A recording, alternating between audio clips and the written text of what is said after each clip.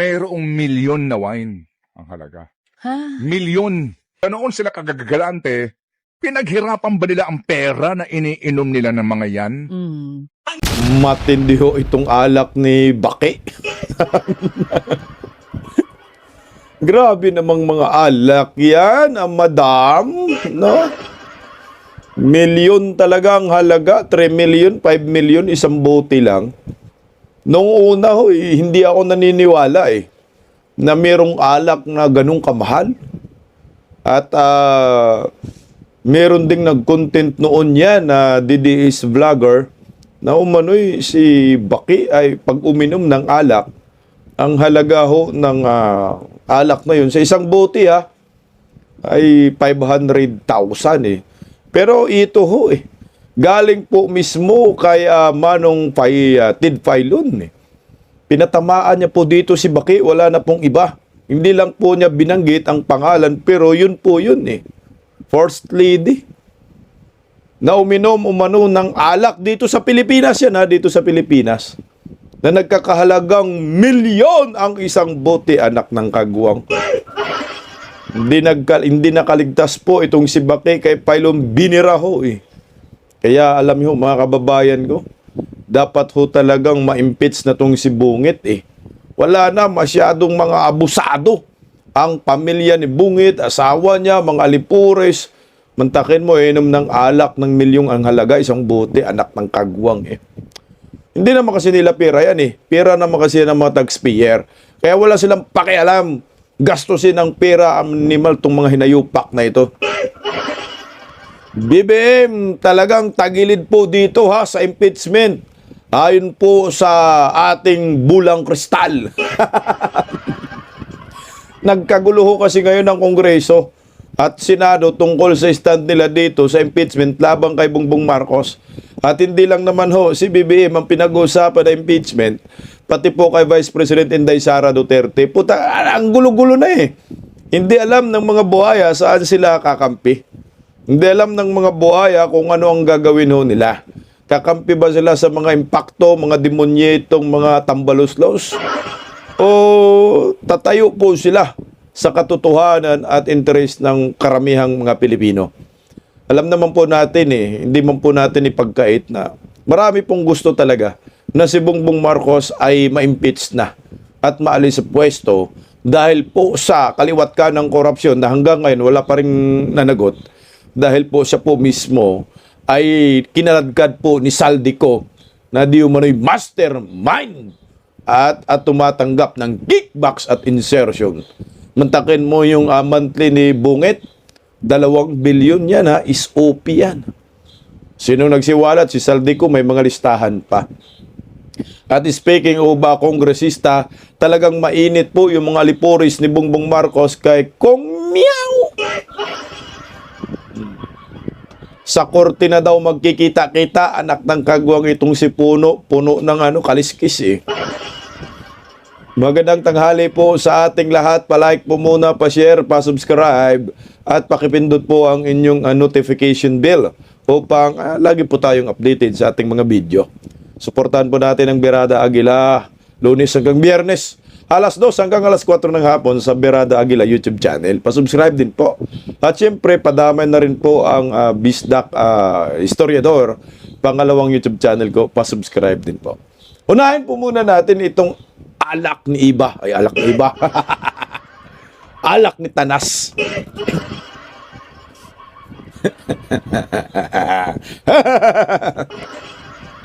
Alam niyo po mga kabisda ko, hindi ko alam na meron pala talagang ganitong issue na si Lisa Marcos ay pag tumutungga, milyon-milyon ang halaga ng bawat bote. Tangina, isipin mo, 1 million yung bote, lupat bahay na yan no? Meron ng pamilya na pwedeng mabago ang buhay sa isang boteng alak ni Baki. Ma'am, mabigay ka nga ma'am ng isang bote ma'am ng alak. Bili ko ng bahay. Puta, hindi lang 1 milyon, kundi 3 milyon, 5 milyon. Ito po ay sa programa ni Tid Filon nilabas. Inedit ko lang po yung yung background kasi para di tayo makapiright. Nagka-copyright na si Pylon eh. 2 beses na ako nabiktima si Pylon. Ito po, pakinggan po natin. Itong sinabi ni Pylon Naan! Alam po mga kababayan, baka sabihin nyo fake news eh. Ito. Rome, magkano ang natikman mong pinakamahal na alak? Ako, maswerte na ako sa 1,000. Mga 2,000. Hindi naman. Ay, napatikim pala ako ni attorney. Oo. Easy ka lang. 15? Hindi, Magkano sobra ba? ka naman sa 15. Ano ba magkano? Mahal naman nun. Oo. 3,000? 2,500. 2,500. O, kita mo? Ako, meron akong natikman na alak, pero tikim lang, no? Nung kaibigan ko ay mahilig sa alak, ang isang bote 5,000. Pero hindi naman ako talaga mahilig sa alak, pero tikim lang ako. Yung 1,000, 5,000 ho yun. Yun yung alak, hindi ko alam kung anong pangalan ng alak kasi hindi man ako mahilig sa alak. Pero, di ba, Johnny Walker, mahal na rin yung Johnny Walker, di ba? 1,000, 2,000. Ayan, mga red label, ganyan, mga 3,000 siguro, depende sa laki. Ito, manong Tido. Iniba niya pa sa 1,000. Sabi ko na nga 1,000. 2,500. Sa bagay, parang may wine pa ba na Pinakamahal na wine sa'yo, 1,000? 2,500. Oo, grabe ka naman. Tuwa tayo sa 2,500, ha? At saka masarap na yun. Ang bilis ko nga nalasing eh. Okay. Oh, di ba? Anyway. Magkano ba pinakamahal? At saka ano ba ang difference nung... Anyway. Anong difference nung 5 milyong wine dun sa 2,500? Yung isa kong limang. kaibigan, Oo. Ito na, ito yan, isang kaibigan, 5 milyon alak. Tangina, 5 milyon. Malkabaki, oh. Tuloy, oh. Ito lang, napagkwento nga sa akin. Wala lang, kasi nagkita kami one time. Nakwento lang. Alam, pinupuntahan ko yung napapanggit na lugar na yan, ha? Nakasabay ko si ganito. Oo. At saka, kasama si ganito. Oo. At si ganito. Ngayon kami, sabi niya, kausap ko yung partners namin doon sa kanilang negosyo. Legal ito. Legal ito. Nayaya lang sila doon kasi nga, talk of the town. Abay, nung tinignan niya yung wine Presyo. list. Opo. Yung wine. O di kunyari, Okay. i-reenact natin. Tayong dalawa yung nandun. Kasama tayo. Ikaw Oo. si... May kasama ba siyang babae nun? Yung ng... Oo. First lady ba ako? Oy! First lady. Wala na. Di, alam na natin, no? Kung sino po yung tinutukoy dito ni Manong Ted Filon, First Lady. Takay na talaga, no? Sus ko, Ginoo. Grabe yung pagiging lasingga mo, ma'am. Okay sana kung pera ho nila, no? Wala problema yan. Putangin na pera nyo naman. Sunugin nyo yan, eh. Bossin nyo yung pera nyo. Ay puta, pera ng bayan yan, eh. At saka public servant, presidente yung asawa mo, makikita ka ng maraming Pilipino. Ito, sinabi ni Manong Tid, nakita daw, may makasamang mga ganito. Nung tiningnan po daw niya yung alak na in-order ni Baki, putangin na, mga 5 milyon. Diyos ko! O, tuloy natin, oh. mo. Ay tayo, ako ang first lady mo dito sa program. Tingnan May mo, second lady first ka? lady, ah. Ako ang first lady mo dito. Oo. Sama mali. Alam mo, puputulin ito, gagawing content. Ay, oo nga pala. O, sige. Kinontent ko na nga. Anak ng kagwang talaga naman. Oh, di ka talaga makakaligtas sa amin, Baki. Oh. Tingnan nyo mga kababayan ko, mga kabisdak. Mga bubonistang tanganista, tanggap kaya nila ito? Na itong si Baki, pag uminom ng alak, 5 milyon ang halaga ng buti? O yan, galing na ako kay Ted Filon, ha? Hindi po yan, hindi po yan, tangina, brown out yata sa amin. Hindi pinangalanan, pero sino pa ba yung unang ginang first lady? Wala na pong ibang unang ginang or first lady. Kundi si Baki. Tang inumin talaga naman. Baka turo nyo naman yung mga Duterte. Tuloy po, Manong Ted Filon, eh. Legal wife na lang, legal wife. Ako ang iyong legal wife. Nung panahon na yung kaibigan mo ay nagpunta. Kung may belo na ako sa kwento ko, Ay, nakupul tuloy. sayang. O, sige. Ayan. Oh. Saan kaya uminom? Yun ang tanong. Piling ko na, nakikinig si Kuya Rom dito, oh. Nakaabang kami sa kwento. Nang minsang, mapadpad sila doon. Makikinig kami. Yung wine list. Oo, binigyan ng wine list. Oo. Oh, tapos, So sabi nila, yung wine, meron namang ganun. Ang mga mura daw, ang mga pinakamura, 3,000, 4,000, 5,000, may Grabe. 10,000. Pataas ang pataas. mayroong milyon na wine. Kaya nga, puta, milyon. Milyon. Oo. Ngayon sila daw nag-usap-usap sila. So, tikman kaya natin ito. Di ba? Parang regalo natin sa ating mga sarili. O, i-reward natin sarili natin. 50 mil yung isang bote ng wine. Ang in-order nila. So, $1,000 more or less po yung halaga. Mahal naman ng wine na yan. Oo. Ano ba yan? Hindi. Walang hangover? Pero yung, ngayon, usap-usapan kasi ang daming bodyguards, di ba? Ang daming mga, ano doon. Daming bodyguard Mapapansin ni mo na Bake. may VIP. Yes. Chismoso yung waiter. Oh. Oo. Yung waiter, di ba? Nagkwento. Oh. Kung gaano kamamahal na wine ang ino-order doon Sa taas. sa private room. Oh. Nasa taas Wow, ba? may Nasa baba yung kasamang private orje-orje ba? Oh. Naka-private room, oh.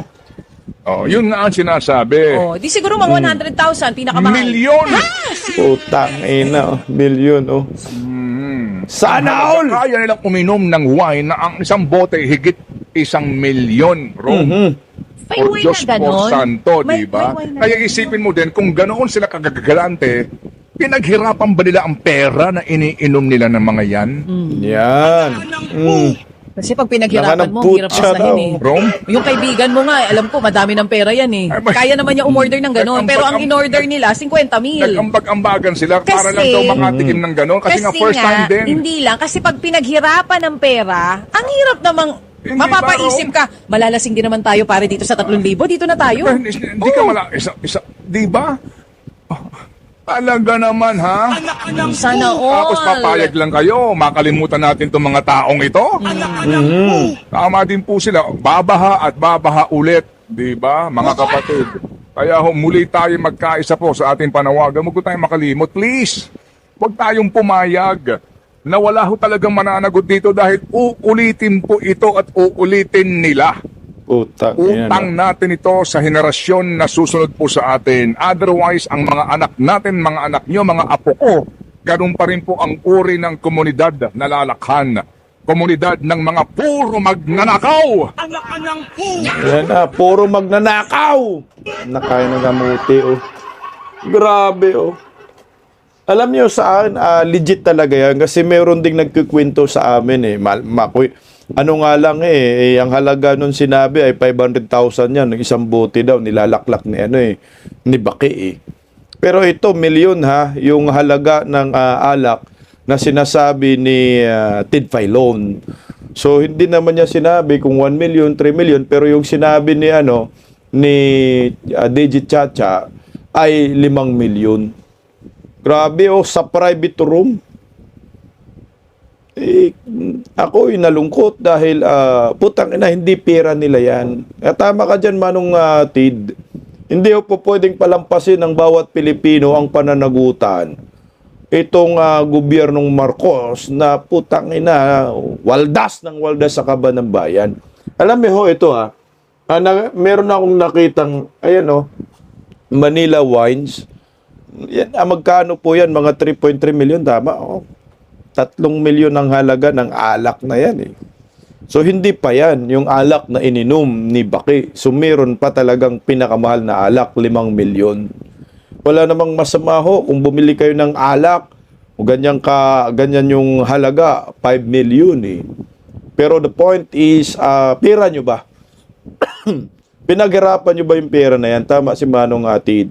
Saan ba galing yung pera? Galing ba sa sarili nilyong mga bulsa? Maliwanag po yan, galing po yan sa mga taxpayer. Kaya mahiya naman kayo. Kaya ako sa akin sana hindi po palampasin ng maraming Pilipino itong gobyernong ito na mga swapang, no? Swapang sa pagnanakaw sa kaban ng bayan. Kagaya po nito ako, bumibili rin po ako dito kay kasi ang pinag-uusapan dito, paninindigan. Bumibili rin po ako dito kay Leandro Leviste, excuse me po, kay Kiko Barsaga, dahil hindi po sila natatakot, no? Banggain ang gobyernong Marcos na talagang mga abusado pagdating sa kaban ng bayan. Bago natin pag-usapan yung impeachment ni Bungit, kasi labo-labo na mga kongresista. Pag-usapan muna natin itong issue laban po kay Kiko Barsaga dahil marami rin isiniwalat si Kiko Barsaga recently yung kay Rason ba? Kasi nabili daw yung partido ng isang bilyonaryo. Kaya naman sinagot po itong si Kiko Barsaga ng mga lipuris ni Bangag na kita-kita daw sa korte. Pero palaban yung bata, si Barsaga. Pakinggan po muna natin ang balitang ito. Tila napuno na si House Deputy Speaker at NUP Chairman Ronnie Puno sa mga aligasyon ni suspended Congressman Kiko Barsaga. Ang huling banat kasi ng kongresista na bili raw ng isang bilyonaryo ang partido ni Puno. Narito ang agenda report ni Mavic Trinidad ng Abante.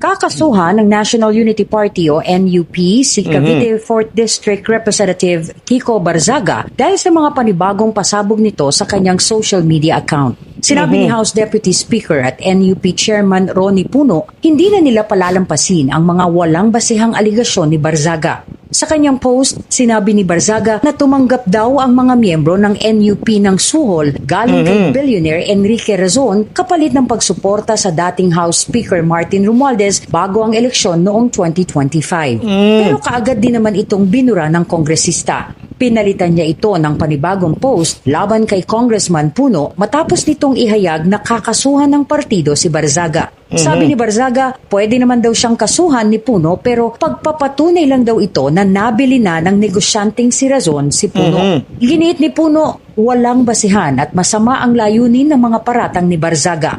Wala naman daw kasing naging kalaban si Romualdez sa kanyang distrito kaya hindi makatwiran ang bintang ni Barzaga. At dahil sa mga akusasyong ito ni Barzaga sa mga miyembro ng NUP, sa korte na lang daw sila magkita. Ang NUP ay partidong minsang pinamunuan ng ama ni Barzaga na si Elpido Barzaga Jr. at kinabibilangang partido rin ng batang kongresista.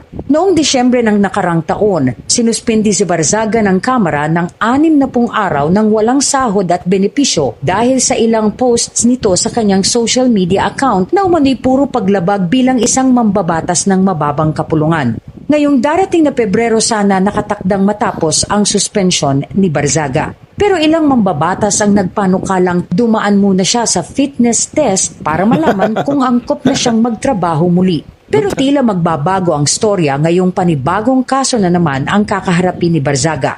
Sa pagbabalik ng sesyon sa susunod na buwan, nakahanda raw si Barzaga na mag-privilege speech para patunayan ang umano'y suhulang kinasangkutan ng NUP. O, tingnan mo, hayaan mo po nung magsalita yan, anak ka ng kagwang. Kayo, umuugat na kayo sa pagnanakaw sa kaban ng bayan eh.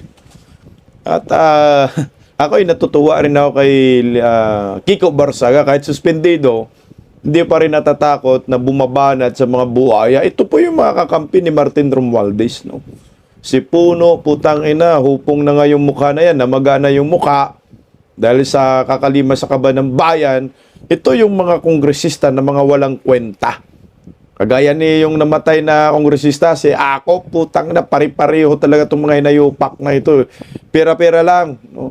Hindi pagsiservisyo sa bayan. Pero sabi dyan, ito yung sabi ni Kong Kiko Barzaga nung una, if Congress will not stand for the Filipino people, then I will fight Enrique Razon in court and expose his corruption to the world. O, tingnan mo. Bakit ba nadamay ni Kiko Barzaga si Enrique Razon? Kasi nga, siya yung bumili daw ng partido. No? At nagpundo sa mga kongresista para kumampi kay Martin Romualdez. Putang ina, matindi pala. Oh. Ang kunaybans ng mga oligarkiya kay Martin Romualdez, kaya busog na busog tong mga animal eh. Kaya hindi matinag-tinag si Martin, hindi kinakasuhan eh. Oh. Puta, nantindi ninyor. Pero pag nakasuhan to si Martin Romualdez, dali talaga itong mga hinayopak. Sa totoo lang. O ito, dagdag lang may banat muli si Kong Kiko Barzaga laban po kay Bungit. Alam mo po nasan si Bungit? Naglayas na. Kasi malapit na ma-impeach. Anak ng kagwang eh. Nasa Dubai ang animal. Dumating na po ang Pangulong Ferdinand Marcos Jr. sa United Arab Emirates para sa isang working visit.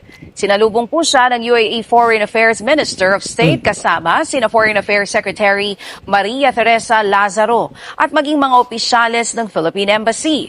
Nakatakdang lagdaan ng Pangulong Marcos Jr. at mga leader po ng UAE ang dalawang kasunduan ukol sa ekonomiya at sa defense. Dadalo Oy. din ang Pangulo sa Abu Dhabi para sa Sustainability Week kasama ang iba pang world leaders. Ito yung tangang presidente. Nandyan na naman kayo sa Dubai. Magtagay na naman kayo ng 5 milyong halagang alak. Kininam talaga, oh. Pupunta ka sa Dubai, may kapitbahay tayo, China, doon ka na sana pumunta, nakipagkaibigan, kaya yaman sana tayo. Ang tangingot, no? Alam mo, tiba-tiba paldo na naman yung mga liporis ni Bangag, eh. Lalo na yung, banda na, Litora ba yun? Grabe makadepinsa kay Bangag yun, eh. Kasi nga, milyon yata yung bayad talaga dyan. Wala, nandun, dinala kung saan-saan. Nagwaldas naman, paldong-paldo na naman ang mga animal na mga kawatan, anak na. Ubos na naman ang pera ng bayan, walang mapala at magkalat lang dun sa Dubai. Kaya nga, binanatan po sila ni Kiko Barsaga. Ang sabi ni Kiko Barsaga dyan, ayan na, ang daming matitinong politiko na pwedeng idala sa UAE, tapos si Marcos pa ang representative ng Pilipinas. Isang malaking kahihiyan na naman. Anak ng kagwang, baka magkalat na naman sila dun. Baka mag-orje-orje, malubot na naman. Too big! It's too big! Totoo ba yun? Marami pa namang nanlulubot dyan. Yor! Mga Arabo nandyan, Yor! Huwag kang ganyan. Mahilig din sila sa lalaki, Yor. Puta, magtatagay na naman ito ng halagang 5 milyon na alak. Gamit na naman ang pera ng bayan. Ang point is, ano ba ang mapala ng maraming Pilipino sa panay alis ng bangag na presidente? Yan ang tanong lang naman natin, no? Ay, lalakas ba ang ekonomiya? Dahil ang palitan ng piso kontra dolyar, mag 60 pesos pa rin ngayon. Oh. Kaya, sabi ko dyan sa caption ko, mga kabisdak, talagang tagilid po si Bungit sa impeachment. 2 impeachment kasi ang pag-uusapan natin. At least may numero tayo dyan sa Kongreso. Bakit masasabi ko may numero? Ayan o sila ni Kiko Barsaga, Leandro Leveste. Akala nyo ba hindi ito maka-impluwensya? Kahit ginigipit po itong mga bagitong kongresista, may Marcolita pa. Akala nyo ba hindi ito makakuha ng simpatiya sa mga kongresistang tahimik lamang? Ako sa akin, iilan lang ba ang mga kongresistang maiingay na kumakampi kay Bungit? Mabilang lang sa palad. Di ba ho? Pero maraming tahimik na kongresista, yun ay nakikiramdam kung saan sila pupwesto, kung saan sila kakampi.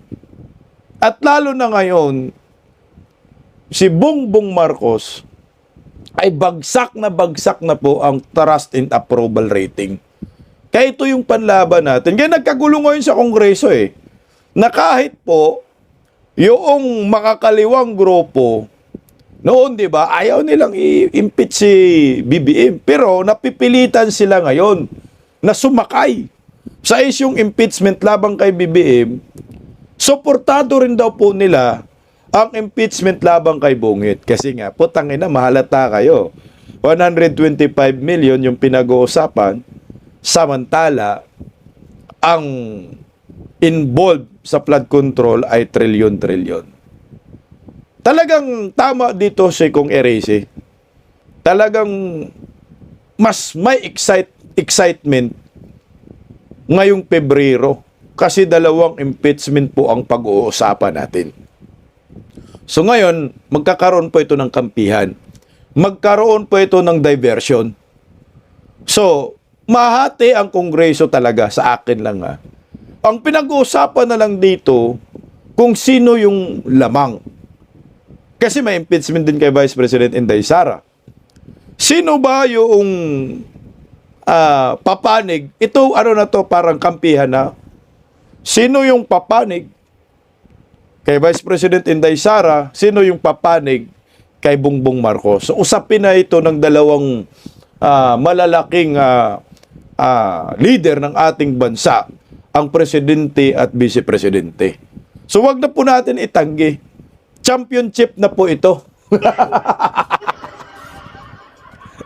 Kaya kayong mga dilawan, mga pinklawan, anak kayo ng kagwang, wala na kayo. Hanggang bronze na lang kayo. Eliminated na kayo sa finals.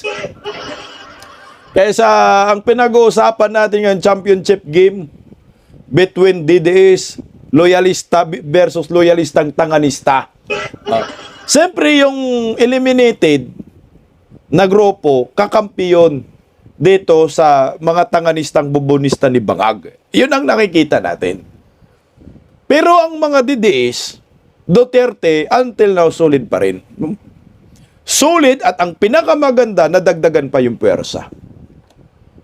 Kung noon yung 19th Congress, ay ang nakikita lang natin na tumatayo ay yung si Rodante Marcolita na nakitaan nga po natin na ito rin yung dahilan kung bakit po siya sinusuportahan ng maraming Pilipino, ng mga Duterte diehard supporters, dahil sa paninindigan niya na kontrahin ang impeachment labang kay Vice President Inday Sara Duterte.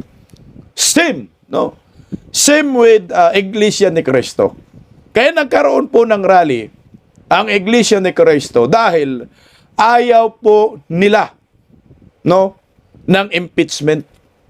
Ayaw po nila ma-impeach si Vice President Inday Sara dahil wala pong dahilan na bakit i-impeach po si Vice President Inday Sara Duterte. Ngayon, ito magugulat ka ngayon. Ang Iglesia ni Cristo, wala pa silang statement na ayaw naming ma-impeach si Bongbong Marcos. Itigil po ninyo ang usapin ng impeachment kay Bongbong Marcos. Ibig sabihin ba nito na ang Iglesia ni Cristo ay pabor na ma-impeach si Bongbong Marcos? O dito na tayo talo-talo ngayon. Kasi wala pa naman silang statement, no? Kaya masasabi ko, tagilid si BBM dito. At si BBM pa ang ma-impeach kumpara kay Vice President Inday Sara Duterte. Tangina, kampihan nga, grupo-grupo na to no? So ngayon, nakikiramdaman na yung mga buhaya. Tinitingnan na ho nila, tika, ano bang meron dyan? Tangina, malakas ang panawagan laban kay Bongbong Marcos na ma-impeach. At marami ang ayaw na ma-impeach si Vice President Inday Sara. Isa na patunay dyan, O ito, meron pong statement itong si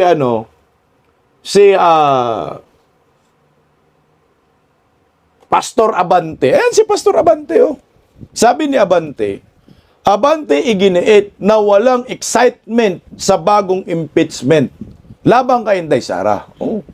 Nakikita ko naman na walang masyadong excitement ang mga administrasyon congressman to support the impeachment. O, di ba? Walang lakas, nawawala na ng gana ang mga kongresistang pumapabor sa gobyernong nakangiwi ang panga na pipirma at ma-impeach si Vice President Inday Sara. Bakit nawalan sila ng gana? 2026 na ngayon. 2 taon na lang, putsang ina eleksyon na papalitan na si Bangag. At yung pinaka-full blast nila at pinakamalaking ginagastos nila para ma-impeach si Inday Sara nung nakaraang taon ay nagmistulang parang bula na naglaho lamang na bilyon-bilyon ginamit nila para ma-impeach si Inday Sara para pumirma ang mga kongresista. Hindi nagtagumpay. Kaya ngayon, ang usapin ngayon, pipirma pa ba muli itong mga hinayupak na mga buhaya sa impeachment labang kay Vice President Inday Sara? So ngayon, wala. Walang interest. Yung isit si Abante na yung nasabi, Pastor Dila man yan, di ba? So pag ito ang pinagbabasihan natin, wala na pong interest ang mga kongresista na ma-impeach at sasali sila sa pirmahan laban po kay Vice President Inday Sara Duterte.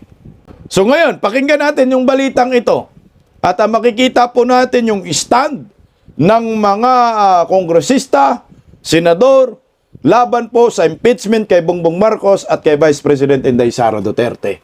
O ito, panoorin po natin mga kabisdak. Kanya-kanyang pananaw ang mga kongresista sa niluluto man ng impeachment complaint laban kina Pangulong Bongbong Marcos at Vice President Sara Duterte. Dahil mula sa Batasang Pambansa, nangunguna sa balita si News 5 House Correspondent Marian Enriquez. Marian, unahin natin si PBBM. Anong tingin ng mga kongresista kung may basihan para ipa-impeach siya? Jiggy, kung si ACT Chair's Party List Representative Antonio Tino nga yung tatanungin, may nakikita raw silang grounds o basihan sa posibleng ang impeachment laban kay Pangulong Bongbong Marcos. Kasama nga riyan, yung aligasyon laban sa Pangulo na tumatanggap or tumanggap umano siya ng kickback sa mga proyekto ng gobyerno. Nauna na kasing siniwalat nga ni dating Congressman Zaldico na tumanggap umano ng 25 billion pesos itong si PBBM mula dun sa 100 billion pesos na insertions sa 2025 national budget. Pero ayon nga kay Tino, pinag-aaralan pa raw nila ito. Kailangan daw kasi ng matibay na ebidensya. At ayon naman kaya Navotas Representative Toby Chanco, tanging kay Congressman Egay Erice lang niya narinig na may nilulutong ng impeachment complaint laban kay PBBM. Wala rin daw kumakausap sa kanya tungkol dito. Pero git niya, dapat daw pareho ang pamantayan sa pagpapanagot sa mga opisyal, mapa-presidente man o vice-presidente. Okay, dito muna tayo. Stop muna tayo. Si Tinyo, tingnan mo si Tinyo ha. Sabi ni Tinyo, ito mga kaliwang grupo, putang ina, gulo talaga ngayon sa Kongreso, no? Mga kaliwang grupo na yan, no? Ang pag-aakala natin ay hindi po sila susuporta dito sa impeachment labang kay BBM. Pero ito, susuporta sila at sabi pa, merong batayan, no? Yung impeachment labang kay Bungit. Meron naman talaga mga putang ina ninyo, oh. Masyado naman kayong tanga at saka tatangingot naman natin mga Pilipino kung sabihin natin wala. Betrayal of public trust. Isipin mo yung pondo 2023, 2024, 2025 siya pumirma. Alam niya lahat yon, tinutolerate lang niya itong mga allocables. Ito naman kay Toby Chanco. Sabi ni Toby, wala daw siyang wala daw lumapit, walang alam na may impeachment si Kong Erese lang. Siguro, yung mga grupo yung sinasabi ni Kong Erese, hindi lumapit sa'yo, Toby Chanco. Kasi bakit ka lalapitan? Hanggang ngayon, kapit-tuko pa rin kayo kay BBM. Harap-harapan mo sinasabi, di ba, suportado pa rin si Bongbong. At wala kang nakikitang offense sa impeachment, anak ka ng kagwang. Hindi ka talaga lalapitan. Siyempre, lalapit yung mga grupo na yon sa isang kongresista, sa mga kongresista na alam nila, galit na galit kay Bangag. Dahil mayroong command responsibility. Kaya, Chanco, ano bang hinihintay mo? Pasko? Malayo pa. Nauna na rin sinabi ng palasyo, Jiggy, na handa nga si Pangulong Marcos sakaling may maghain ng impeachment complaint laban sa kanya. At Marian, pagdating sa impeachment laban kay VP Sara, anong sinasabi ng mga kongresista? Sige, ito kay Inday. Jiggy, ito kung si Tiangco nga, itong kaso nilo mismo ni PBBM, hindi raw niya susuportahan itong posibleng panibagong impeachment complaint laban kay VP Sara hanggat hindi pa na ibabalik nga sa Pilipinas itong si Zaldico. Pakinggan natin itong pahayag ni Congressman Tiangco sa programang The Big Story ng One News. Come Feb 6, wala pang big fish. Ibig sabihin, at least si Zaldico hindi pa na ibabalik dito. Hindi ako makikisa doon. Kasi napaka-hypocrite naman namin, di ba? I mean, yung kasamahan namin, hindi namin mapanagot. Tapos gusto namin mapanagot yung ibang tao. Magkano ba yung ina-accuse nila kay VP Sara? 125? 125 million. Dito magkano? Ilang bilyon? Ito. Alam mo, malabo talaga tong paninindigan ni Toby Chanco. Naglalaro ito. No? Namamangka ito sa dalawang ilog. Anong sabi niya? Pag hindi daw makauwi itong si Zaldico, hindi ako makikiisa dyan sa impeachment labang kay Inday Sara. What if makauwi? Kaya ngayon, mukhang nababraso ang Palacio de Polvoron ngayon. gusto nilang magkaroon ng extradition, no? I-extradite si si Saldico sa Portugal. Ang tanong, wala mang extradition treaty. Pinipilit nila na mapauwi si Saldico. Malabo na ho yun kasi Portuguese na yun si Saldico. Hindi na yun makakauwi ng bansa. Yung mga ninakaw yun na ilipat na sa kanilang mga bangko sa mga offshore account. So ngayon, paano yan? So hindi ka na susuporta. Pag makauwi daw susuporta, ang tanga naman. Bakit may condition pa? Dapat manindigan ka. Ano bang gagawin natin sa impeachment laban kay Inday Sara? 125 million yung pinag-uusapan. Samantala, meron ng unmodified opinion. Tapos ito kay Bongbong Marcos, trilyon. Di ba ganun sana? Impeach natin si Bongbong Marcos. Sa trilyon muna tayo. Kasi yung 125 million malinis. So, tingnan, pakinggan natin tong hinayupak na ito. Sama dyan si Tinyo. Alam mo itong mga kaliwang grupo, nakikita ko po, parang ganito sila one stone hits two birds. Isang bato, dalawang tama dito. Vice Presidente at Presidente. Utangin na, no? Antindi ng mga kaliwang grupo maglaro. Sige, hindi naman ito pinalampas ni Congressman Tino na isa nga doon sa mga naunang naghain ng impeachment complaint laban kay VP Sara noong pag-December 2024. Git ni Tino, yung pahayag ni Tiangco ang mga karaniwang argumento ng mga rabid supporter ng mga Duterte. Hindi raw maliit na bagay itong higit 612 million pesos na confidential funds na questionable umanong ginastos ng bise.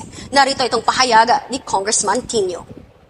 Yung mga ganyang argumento ay argumento ng mga rabid DDS supporters, no, na ginagamit ang flood control issue para bilang panangga o pantabing pandepensa sa Vice Presidente. Pero ngayon dahil Vice Presidente, wala na lang, papabayaan na lang. Wala natin hindi yun. naman pwede yun, di ba? Sige, paglilinaw naman ni Congressman Tiangco sa issue nga na itong impeachment, walang exempted pagdating sa accountability. Hindi na raw muna siya magkokomento hanggat wala pang inihahaing aktwal na impeachment complaint laban kina PBBM at VP Sara. Sige. Alam niyo po itong si Tenyo, ano rabid didiis? Parang asong ulol? Di ba si Trillanes siya anak ng kamuti? Hindi naman Duterte diehard supporters. Itong si Tiangco. Siya po ay Marcos. Kaya pag sinabi mong rabid didiis, wala kang basihan. Tsaka hindi naman kami mga asong ulol. Kayo po yung mga asong ulol. Kayo po yung anak ng kamote. Kayo yung kahol ng kuhol from time to time. Tingnan mo ito si Tenyo, mga kaliwang grupo. Ito yung legit na namamangka sa dalawang ilog. Gusto po nila, no, na ma-impeach si Vice President Inday Sara. Yun yung pinaka-main goal nila.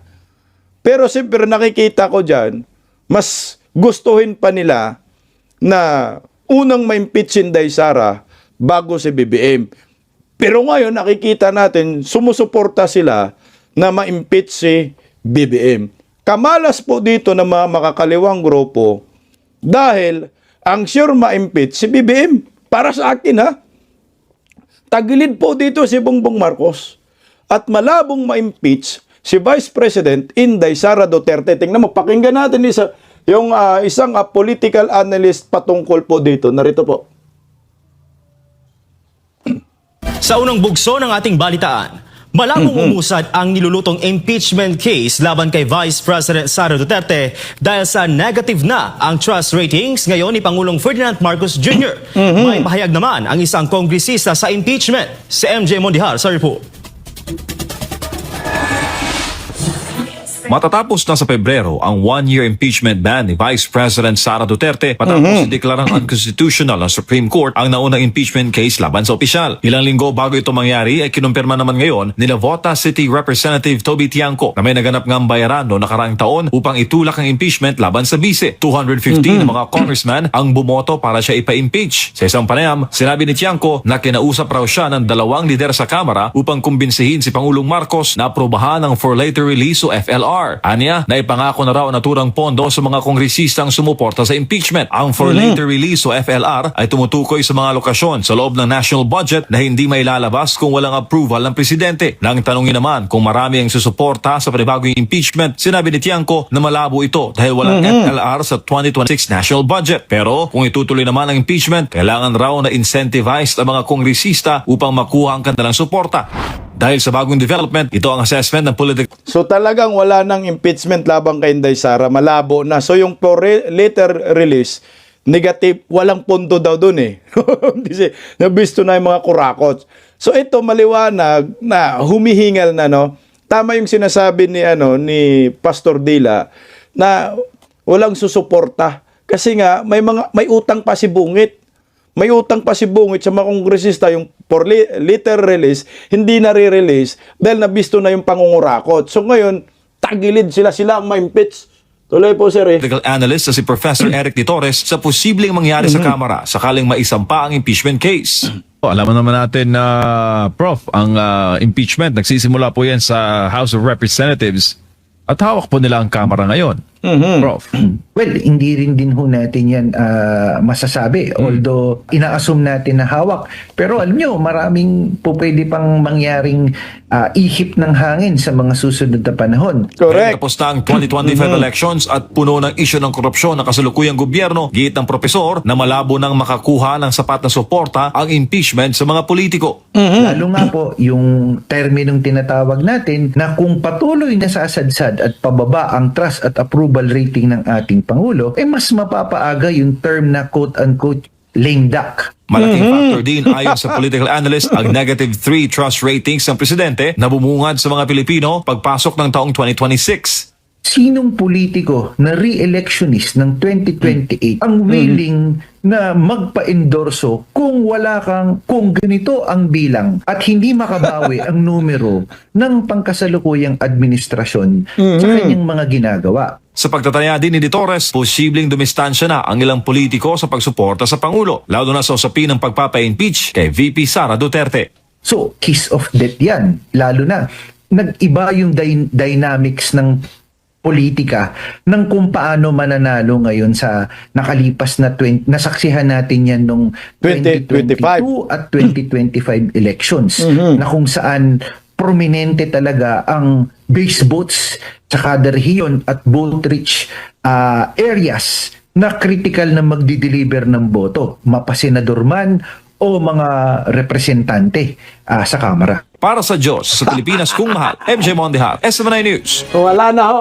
Wala nang susuporta na ma-impeach si Inday Sara. So ngayon, kasi ang basehan ngayong numero, yung mga negative survey ni Bungit. So, ang susuportahan na lang ng mga kongresistang mga hinayupak na mga sip-sip na ito ay yung impeachment labang kay Bongbong Marcos.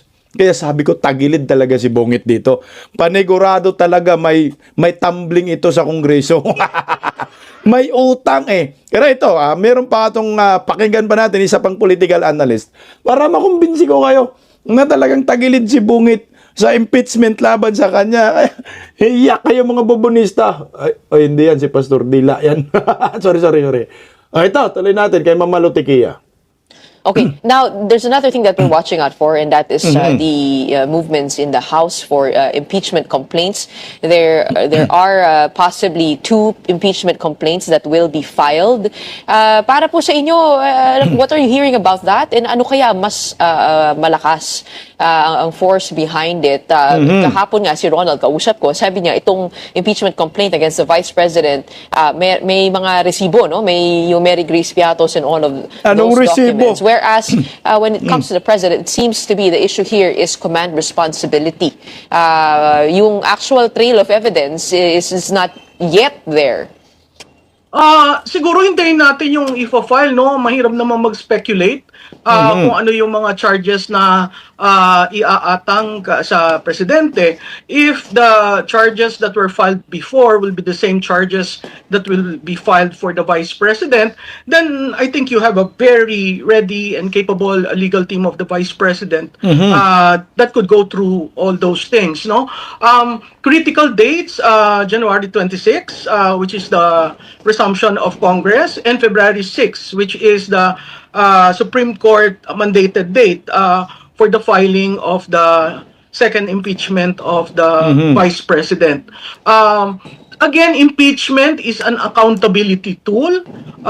Anybody can file that. It would have to undergo with the House Committee on Justice. Now, if there will be 2 impeachment cases that will be filed, the Committee on Justice will have to really perform itself. Stop muna tayo doon, Ma'am Malutikia. Gusto ko pa muna sagutin yung putang ina, baka maligaw tayo ng landas eh. Anong sabi, may resibo daw? Yung impeachment labang kay Inday Sara. Walang resibo. Puro chismis, puro maritis.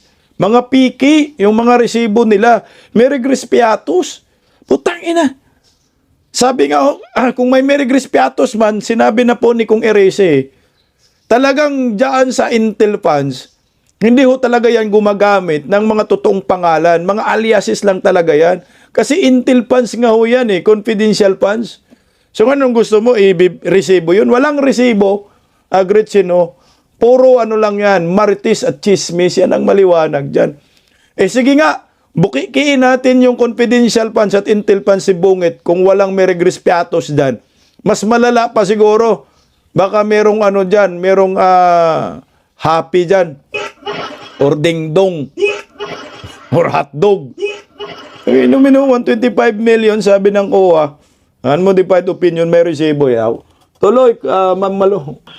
Second, impeachment is a court of public opinion, and impeachment is a numbers game. For it to go to the Senate, you'd have to have those numbers in, so there can be a trial. No, so the 20th Congress will be challenged more and to perform well when it comes to these 2 impeachment cases. We've never had an impeachment of the 2 highest officials almost at the same time. No, if it happens, I hope there will be no constitutional crisis, and I hope, because the economy just cannot handle that, and I hope it will be managed well. Because again, the political climate is increasing, it's becoming hot, and when 2 camps who used to be united are now at loggerheads, nakakaawa ang taong bayan. Nakakaawa ang taong bayan ng mas matindi kung mananatili itong si Bongbong Marcos sa pwesto. Yun ang isa sa mga nakita ko. Alam niyo po kasi, kung ito man lang ang dahilan para makaligtas ang maraming Pilipino sa panarantado at pangungurakot ng gobyernong ito, yung impeachment man ang isang paraan man lang, ay putang ina, guna tayo dito sa impeachment dahil legal process man yan. Suportahan natin itong magsasampa ng impeachment. Ito yung mga nakikita ko. Siguro, constitutional crisis, magkaroon siguro ng crisis kung sabay ma-impeach. Pero kung unahin nating i-impeach si Bongbong Marcos, ang automatic ang magiging presidente si Inday Sara, walang constitutional crisis. Kasi ayon naman din sa mga buhayang mga kongresista, wala namang interest ang mga administrasyon congressman na susuporta sa impeachment labang kay Inday Sara.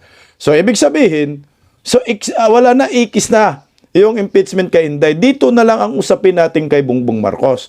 So, si Bongbong Marcos na lang yung i-impeach natin. No?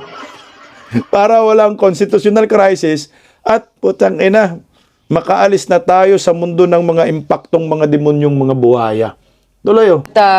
To your estimate, what is the possibility of getting to that battlefield, the impeachment court opening up once again for this? Won't that keep the House's hands full kapag dalawang impeachment complaint ang nakalusot o kahit isa lang?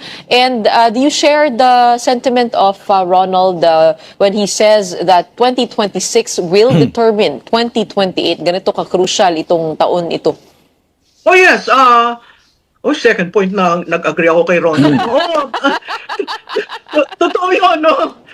Sa karir ko, never masyado ako nag-agree kay Ronald. Pero totoo yun, 2026 is a determinant year because most of those planning to campaign for the 2028 elections will have to announce their intention by December 2026. So all these things leading up to that announcement date is very crucial.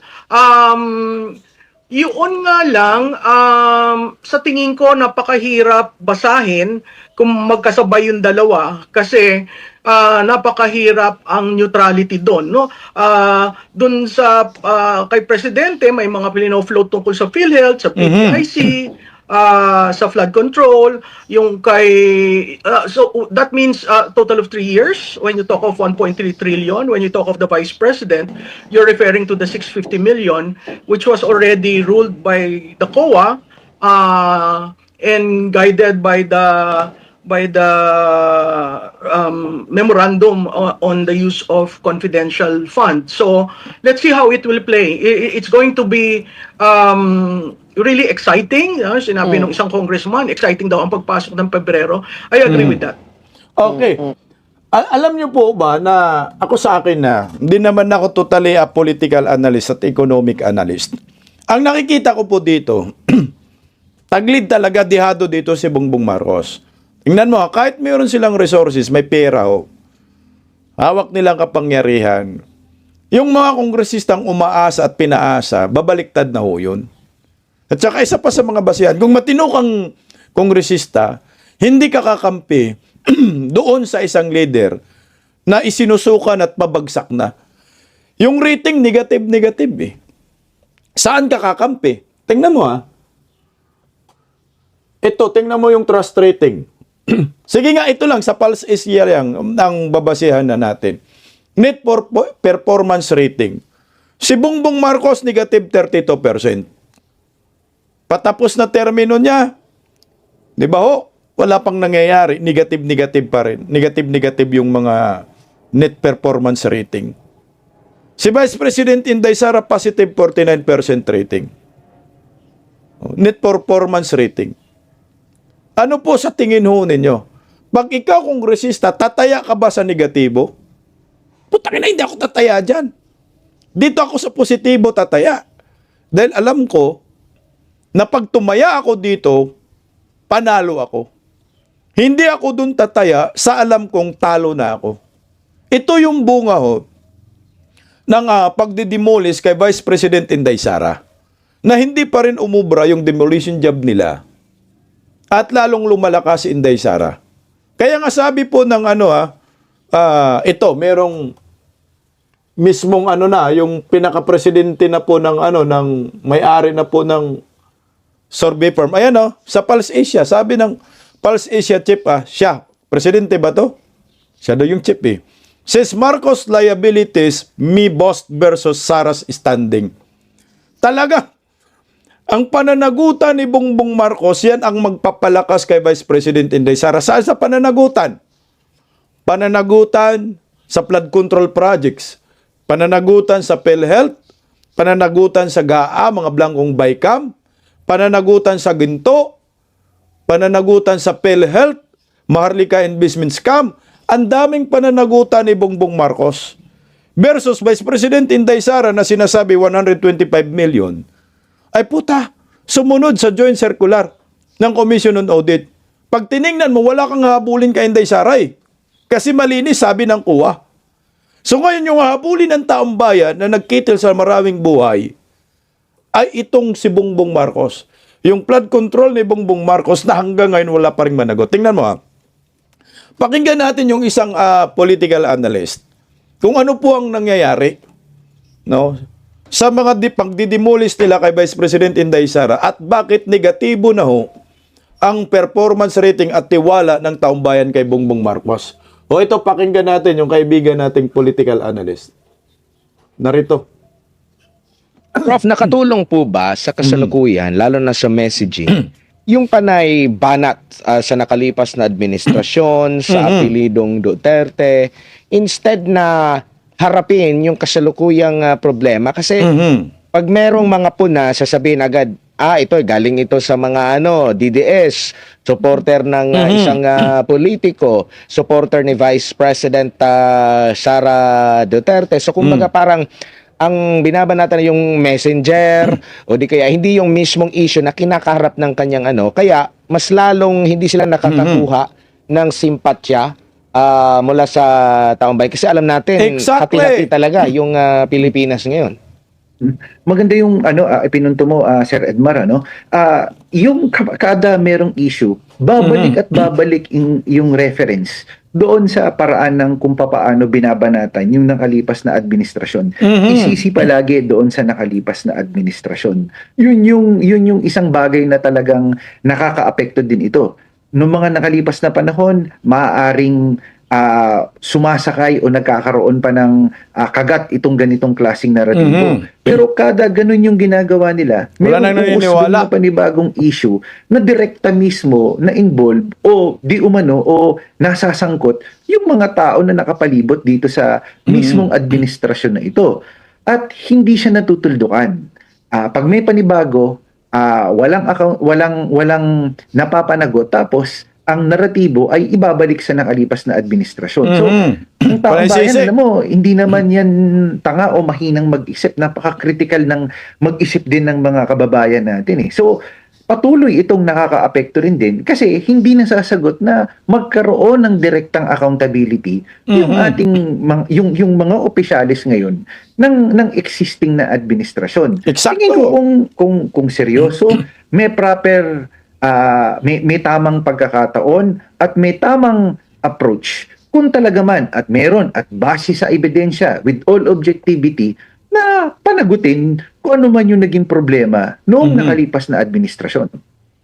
Opo. And kumbaga, ang nangyayari kasi hindi na bago yung mga puna sa apelidong Duterte. Like halimbawa, yung dating Pangulo, yung EJK, yung tungkol doon sa kanyang war on drugs, hanggang ngayon na ulit-ulit pa rin yan. Pero still, bumaba siya sa kanyang pwesto na may mataas ang rating. Ang kanyang anak, ganun din yung mga akusasyon, yung sa kanyang confidential fund since 2023 ata, 2024 hanggang 2023, hanggang sa kasalukuyan, yun pa rin yung issue. Pero hindi pa rin po natitibag. Mataas siya pa rin yung pinakamataas yung rating. Ano po kaya ang malinaw na paliwanag dito, Prof? Kasi nung panahon na binabanatan din ang Duterte administration, kahit nga during sa kanya administration, marami naman issue, ulit-ulit. Pero mataas pa rin rating. Kilala natin yung mga kritiko ng Duterte administration. Pero still, yung pagtitiwala ng taong bayan, hindi Nandun pa rin pa rin. nawala. Hanggang sa parang gumamit na sila sa punto na, dahil sa pagkalat ng fake news, kaya ang tingin nila sa presidente, kaya mataas yung grado na kanilang binibigay po sa mga Duterte. Ano po kaya ang nakikita nyo pong paliwanag nito, Prof, sa kabila ng mga paninira, yet nananatiling matatag pa rin yung grado nila? Una sa lahat, yun, tama ka dyan.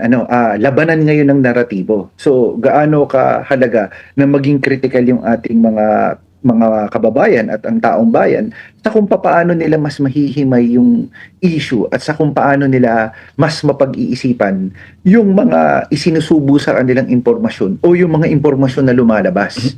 Ikalawa, bakit hindi matinag? Una, makikita natin lalo na yung pundasyon na ginawa ng nakalipas na administrasyon kasi may tagos doon sa taong bayan. At pangalawa pa, ang problema kasi tingin ko na pinakamalaking hamon sa administrasyong ito, yung paano pag-communicate doon sa mga programa nila. Kasi halimbawa, kapag merong press statement o may press conference sila, yung manner, yung mode, yung approach kung paano ikino-communicate yung ginagawa, medyo hindi pasok din doon sa sitwasyon na meron tayo. Tama ka dyan. Kaya itong si Auntie Claire, pasalamat tayo. Dahil palpak si Bungit dahil sa kanya. Kaya nga, ang lumalabas nagbumirang eh. Imbis na mapasama si Inday Sara, lalo pong minahal ng taong bayan. Si Inday Sara ang nakakuha ng pinakamataas na trust and approval rating. So ngayon, ang tanong ko po sa inyo, sino po ang tagilid sa impeachment? Itong negatibo ang trust rating o dito tayo sa positibo na minahal ng taong bayan? Lumabas dito, karma ang inabot ni Bungit karma ang inabot nila kay Inday Sara sa mga Duterte. Dahil sila po yung bumabagsak habang binabanatan nila ang mga Duterte. O ano? Impeach na ba si Bungit? Paggising sa umaga, tanghali at gabi, nakikita ko ang post niya, ang hapdi. Paano nga ba to? Di ako makatanggi. Watch ko na lang at isipin ng mabuti. Bisdak Pilipinas. Bisdak, tinig ng katotohanan. Sa bawat vlog may laban sa kasinungalingan. Mulat ang mata, gising ang masa. Bisdak Pilipinas, para sa bayan, gumigising sa diwa. Sa likod ng kamera, tapang ang dala, walang sinasanto kung mali ang gawa. Hinay-hinay, pero palaban. Boses ng tao sa digital na labanan. Bisdak, tinig ng katotohanan. Sa bawat vlog may laban sa kasinungalingan. Mulat ang mata, gising ang masa. Bisdak Pilipinas, para sa bayan, gumigising sa diwa.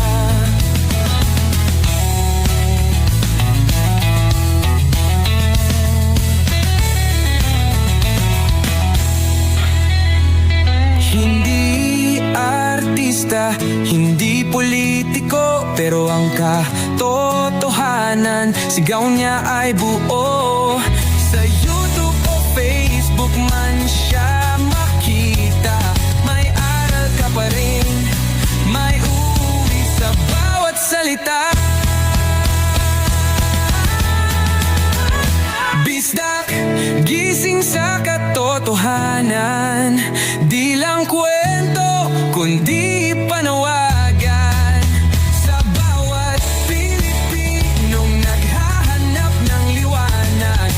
Bisdak Pilipinas, kasama sa pagbangon ng bayan. Bisdak Pilipinas,